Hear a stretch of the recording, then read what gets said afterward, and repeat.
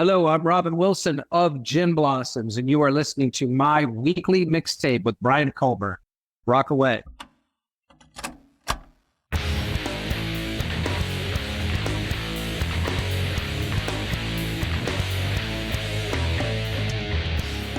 Welcome to My Weekly Mixtape, a podcast that takes the classic mixtape approach to building a modern playlist. I'm your host, Brian Colburn. Tonight, I'm super excited to welcome a singer-songwriter who I hold a great deal of respect for, as many of his songs are part of the soundtrack to my high school and college years, and that would be the one and only Robin Wilson of the Gin Blossoms. Robin, thank you so much for joining me, man. Thank you for having me, Brian. Good day to you. And right back at you, my friend. And I'd like to start by asking you the question I ask all of my first-time guests, and that is, what does the word mixtape mean to you?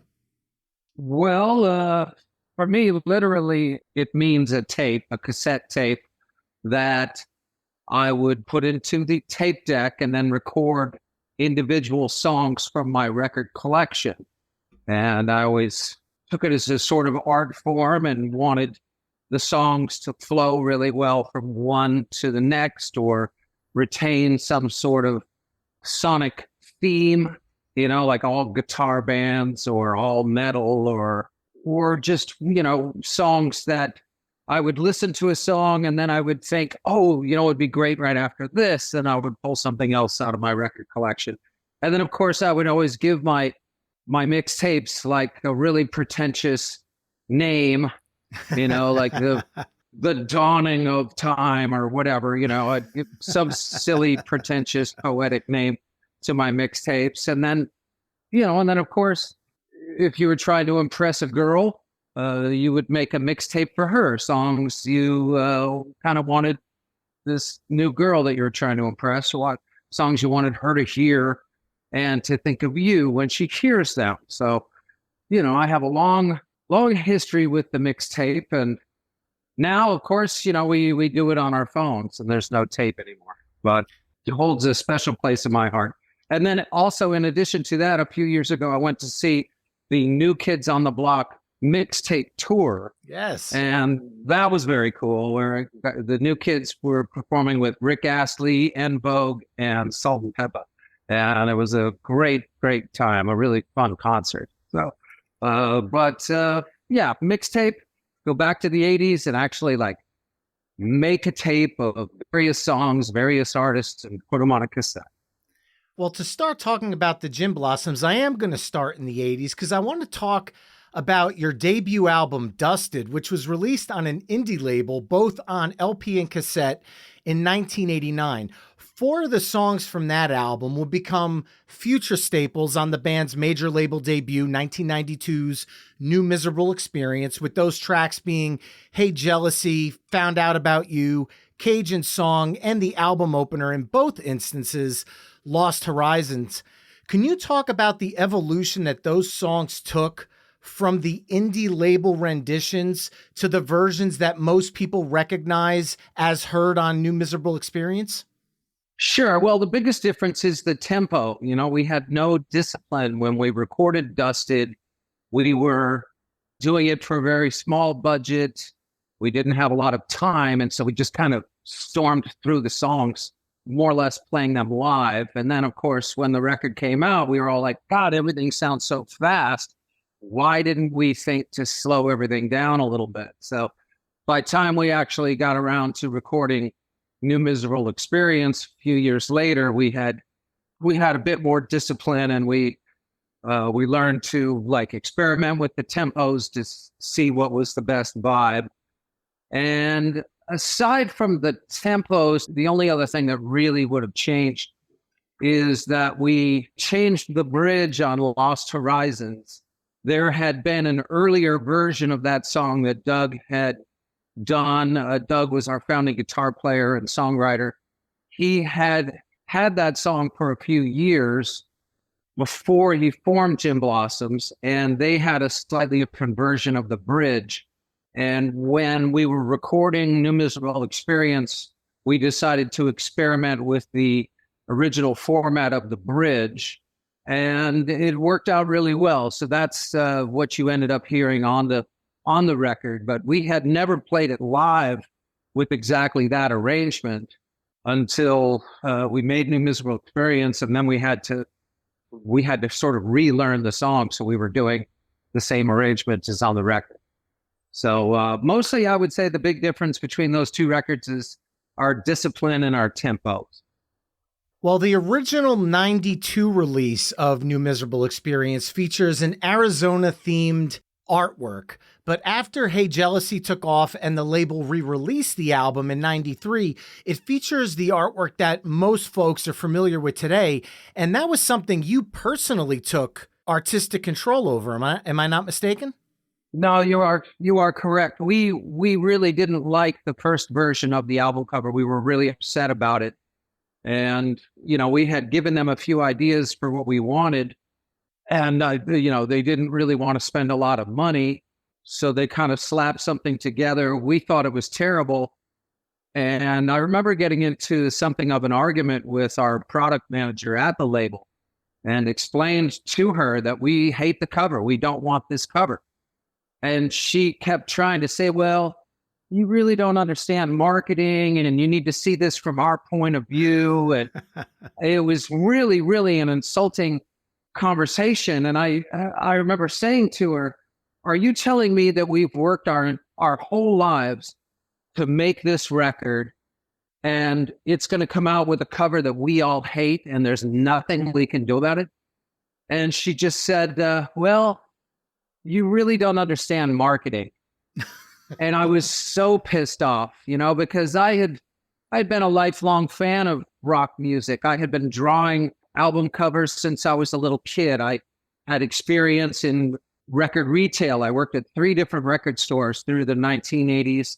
And so I was as immersed in album cover artwork as any fan anywhere. And so to be told by the label, well, you just don't understand marketing. And I was just like, I was like, fuck you. It's our album. We know what we want. And so several months after that, when the label decided to relaunch the record, I got into a fight with her again. And I said, no, we're going to stick this out. You told me that I didn't know anything about marketing. And now you're telling me you want to redo the album, the way I was saying in the first place. And, you made it such a miserable experience to put the album cover together. So I said, no, we're going to keep the album. And she said, well, Robin, we really want you to just kind of relax and we're going to redo it. So, and I said, okay, well, if we are going to redo the album cover, you're going to do what I want and what we want as a band. And so for the relaunched version of the album cover, I basically had almost full control over it. I did the layouts. I turned in the photographs. I hand wrote all the lyrics and the credits. And I constructed a prototype. And we ended up they followed my advice and we did the album cover that I really wanted to do, based on my bandmates and myself ideas and our input. So all of those photographs on that cover are pictures that I personally took, and I still have all the negatives for all that stuff. Well, while we're talking about photographs, I actually want to bring up another photograph because one of my favorite songs from New Miserable Experience is Allison Road. And the song was based off of a photograph that you took off of Interstate 10 in Roosevelt, Texas. I'm really curious because back in the 90s, we didn't have digital cameras to take endless photos. So there must have been something significant about this road sign that made you want to capture that moment. Yes. Well, and it actually wasn't me. It was a friend of ours who had followed us out to Austin.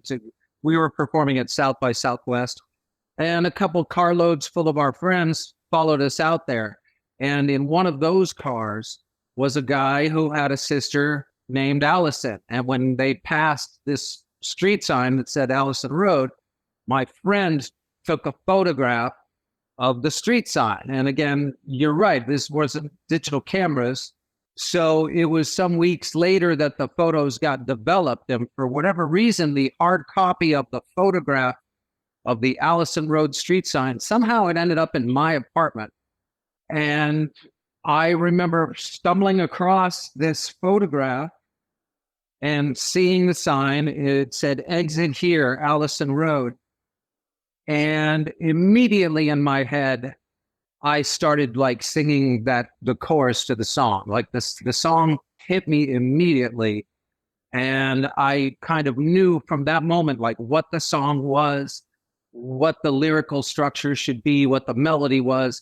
And I had just immediately started writing. And within 20 minutes, basically the whole song was done. And it was the first song that I had turned in as a songwriter in Gin Blossoms. It was the first song that I turned in that the band really liked and was excited to perform.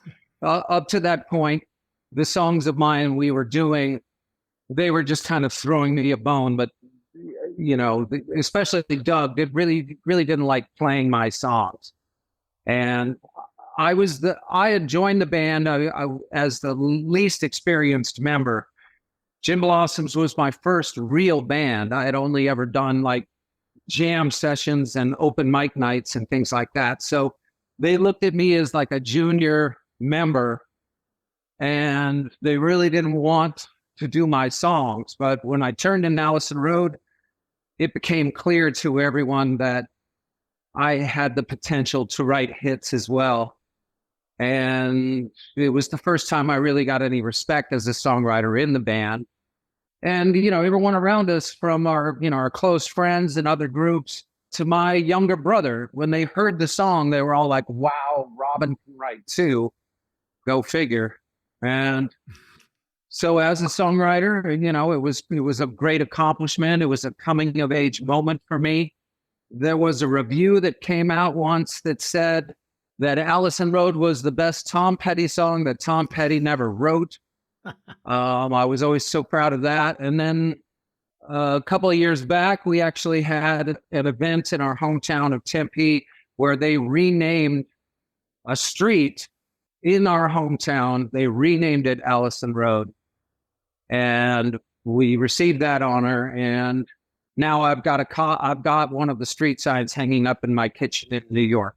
So, you know, I'm perhaps the only songwriter from Arizona to have a street named after one of their songs. So it's a great accomplishment and a very proud moment for me.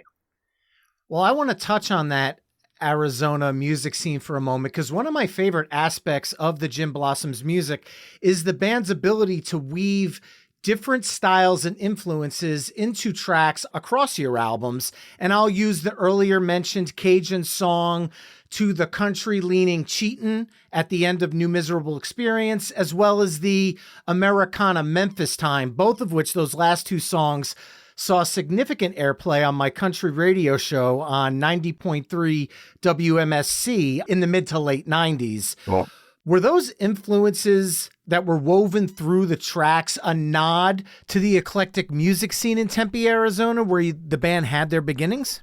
Well, we didn't really overthink things. We didn't ever have a discussion where we would say, let's try to sound like, you know, this band that's happening right now or whatever, you know. But we were very much into bands like The Replacements and Cheap Trick. And we wanted to be a fun, upbeat, raucous rock and roll band. And so we were always just kind of chasing that without really overthinking it.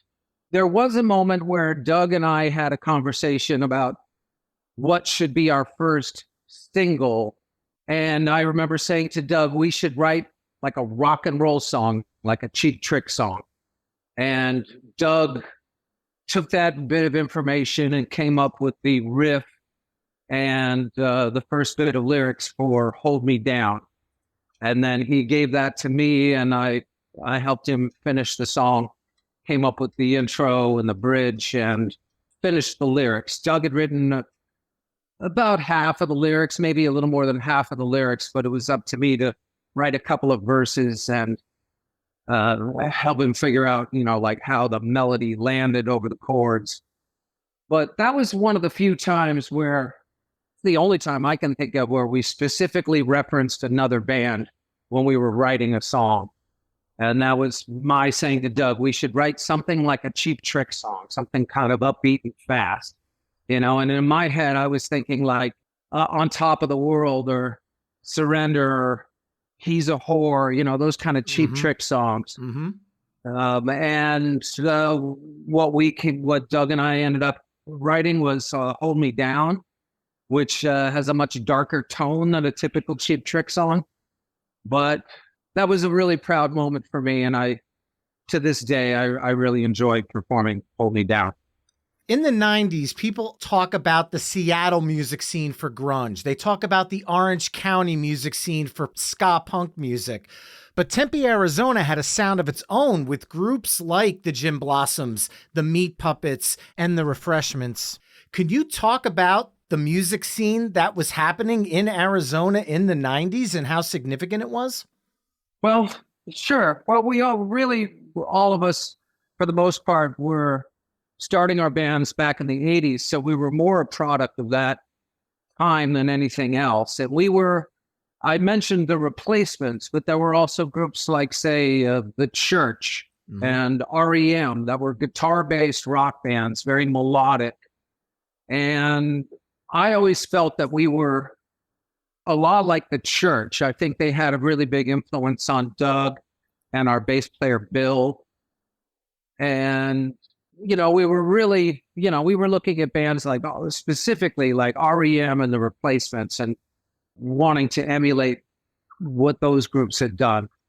So our scene in Tempe, there were dozens and dozens of bands. It was a big college town, so there were plenty of clubs to play.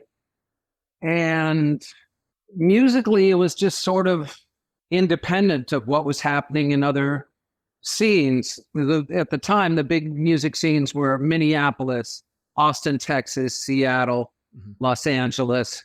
And we weren't a part of any of that. And we were just kind of following our own muse. And, I think looking back, groups like, say, the Eagles really strongly influenced the direction of the songwriting of bands in Arizona.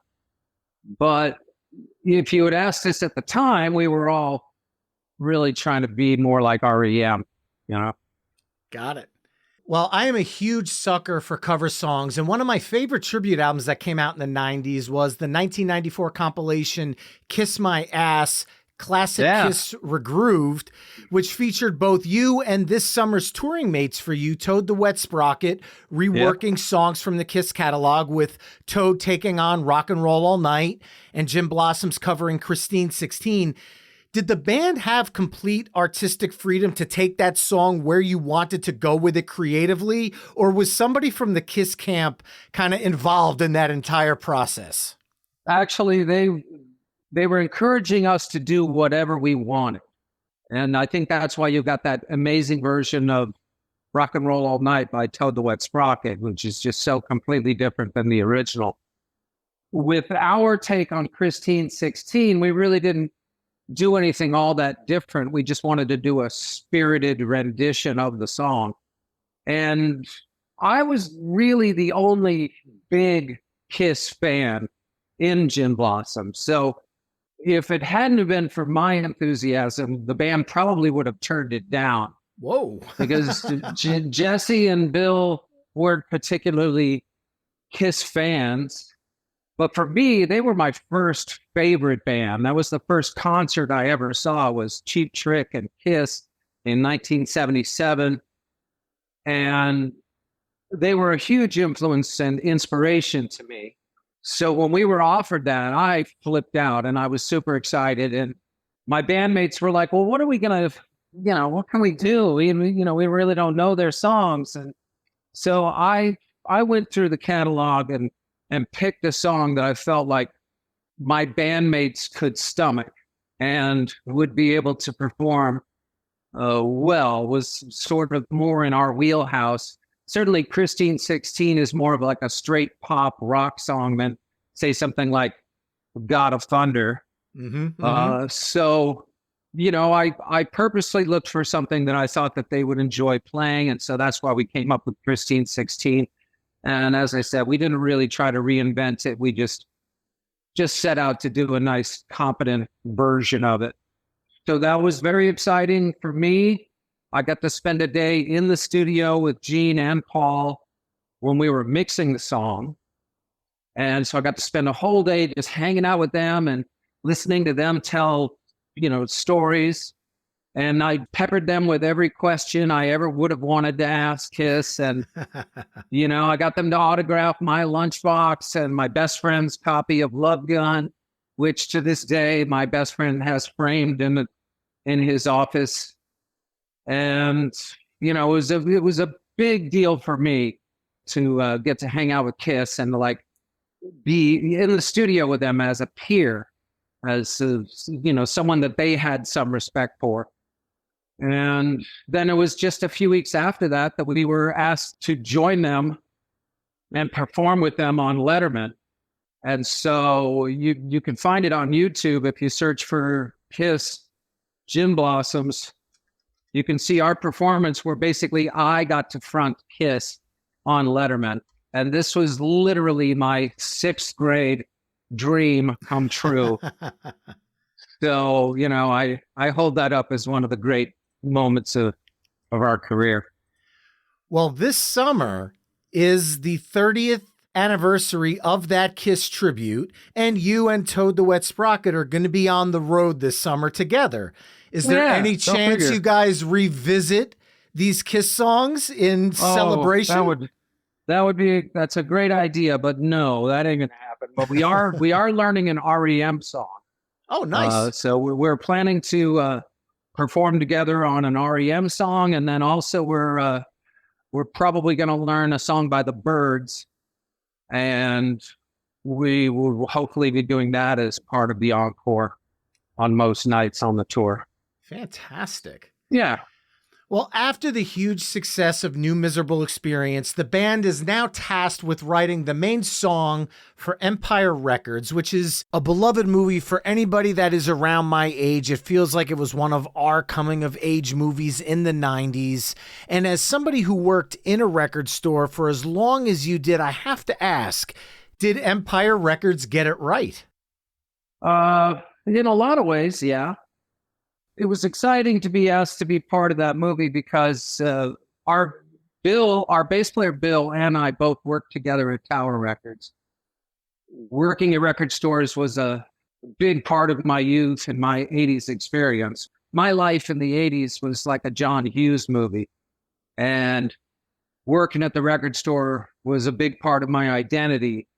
So when our band took off and suddenly we had the lead single for the soundtrack for a movie about working in a record store, I thought that was kind of cool poetry and symmetry to the way things worked out.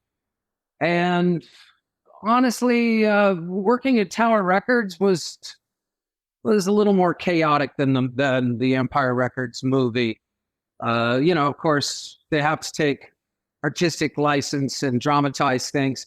So they played up certain aspects of working in a record store, but they didn't really get the level of sort of chaos and disorganization. And, it didn't really capture for me the how important the music itself was to being an employee at a record store. We were immersed in music all the time. We were hearing every single record that came out, all different genres. And one of my favorite things about working in the record store is when someone would come in and say, well, what do you suggest? What do you recommend? What's good right now? And then you could just ask them one or two questions. Well, what was the last record that you bought? Did you like it? Or, what groups do you like listening to? And then being able to take them around the store and say, well, if you like that, then you're really going to like this new Joe Jackson album.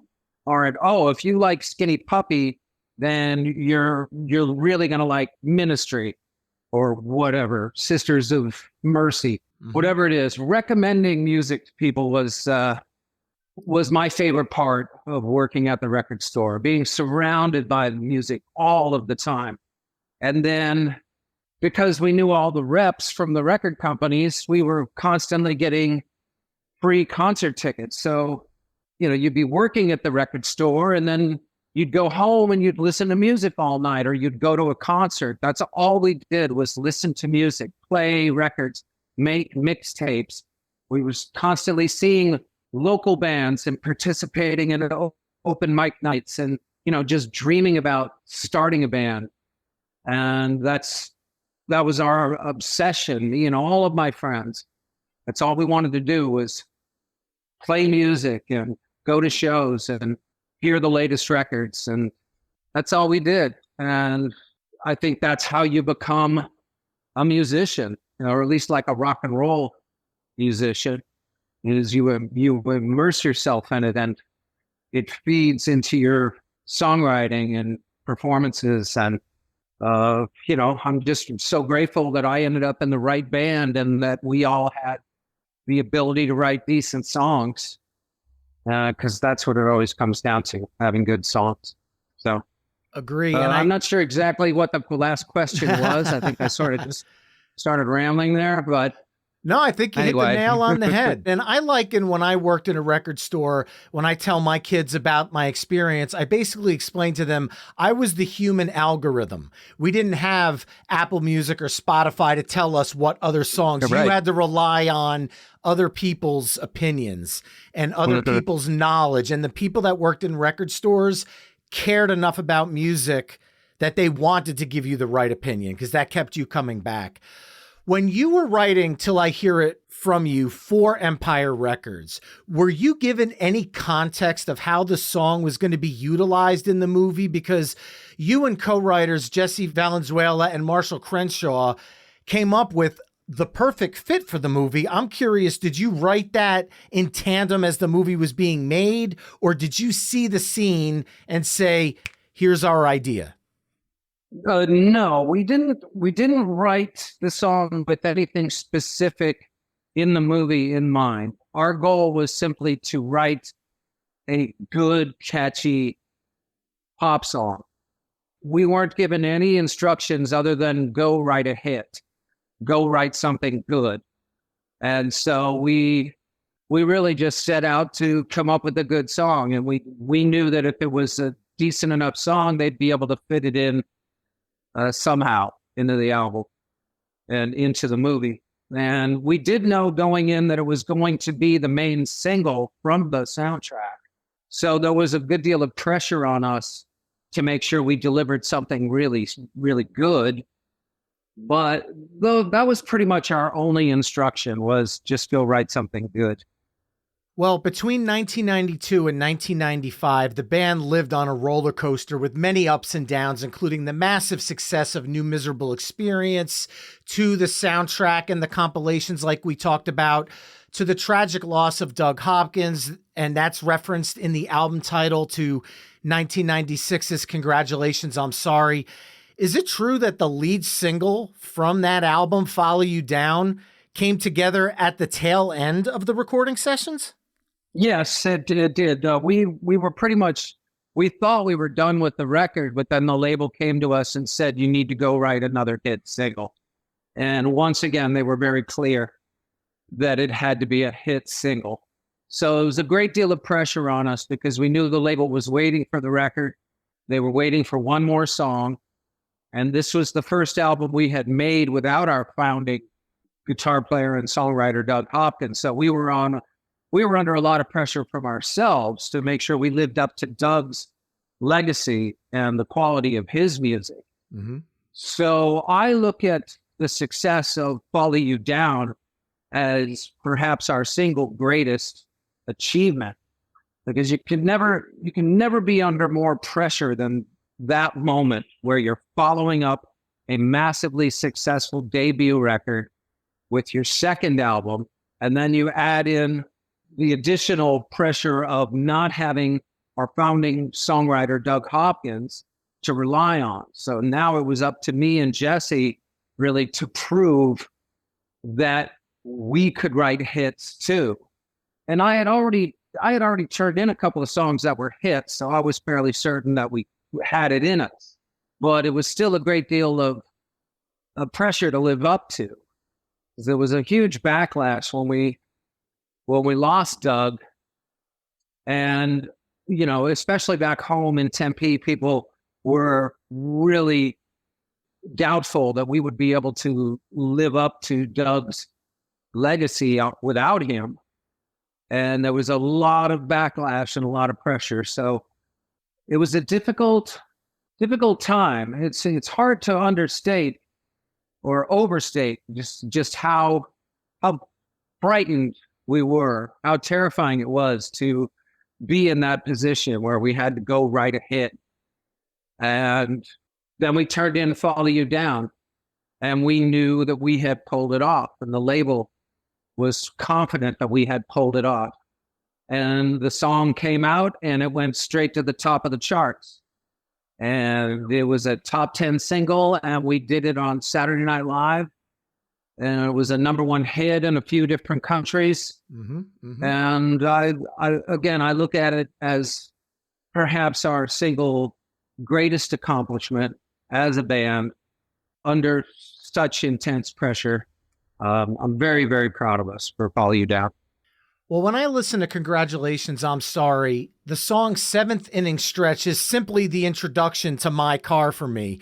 However, there's a music nerd part of me that always wants to dig a little deeper. And Seventh Inning Stretch, besides the fact that it's track 7 on the album, was recorded at the time the Arizona Diamondbacks were awarded their expansion franchise. Would that happen to have anything to do with the song being in that slot? No. It just, we had a great keyboard player, Art Neville of the Neville Brothers, was there in the studio with us, because we actually were not only label mates with the Neville Brothers, we had toured with them a little bit, but we also had the same management, Bill Graham management out of San Francisco. They handled both Gin Blossoms and the Neville Brothers. So when we wanted to bring in a keyboard player, it made perfect sense to turn to the Neville Brothers. And I wasn't there that day, but I think, Jesse and Bill are both huge baseball fans. And to this day, if we're on tour and we have a day off, we often will go to a baseball game. At least once a summer, we'll end up at a minor league baseball game or a major league game, depending upon where our days off are. And so baseball, especially for Bill and Jesse, was something that they were really into. And again, I wasn't there that day, but I think they were just laughing and said, hey, play the Seventh Inning Stretch big. And then for whatever reason, we decided to mix it into the record. So again, we didn't really overthink things like that. We just did what entertained us. Awesome. Well, I guess my conspiracy theory will have to rest then. But I want to fast forward to 2006 when the band released Major Lodge Victory, which featured amazing Gin Blossom tracks like Learning the Hard Way, The End of the World, and Come On Hard. Thankfully, I own a CD copy of this because that's just ingrained in my DNA for 46 years. But it's currently not available on streaming. Is that something that's out of your hands? Because it's a great album. Is. Thank you. Yeah, thanks. No, it's not available through streaming because there was we worked with the independent label, and that label went under, and then it was somehow purchased by some kind of investment company, and then that company went under. And so the rights to that album are just kind of lost. And so nobody knows who exactly, or at least none of us know exactly who owns the rights to that album. And so it's out of print, and I don't even have a copy of it. If I actually wanted to hear it, I would have to go on YouTube, and someone has uploaded it to YouTube, and that's, as far as I know, the only place you can really hear it if you don't own a copy. So that's just one of those things, when when you're in a band, you just lose control over certain things. Your recorded music being one of the first things you really lose control over. So, yeah, that album, we just don't, we don't know who owns it.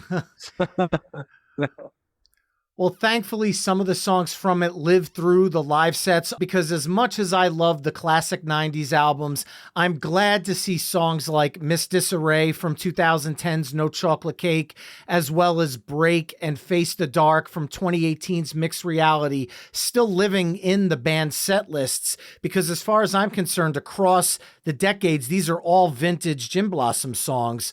With so many fan favorites and obviously radio hits, it's a good problem to have, mind you. How do you guys strike a balance between the hit songs and the deeper cuts to kind of provide that live experience for any level of fandom?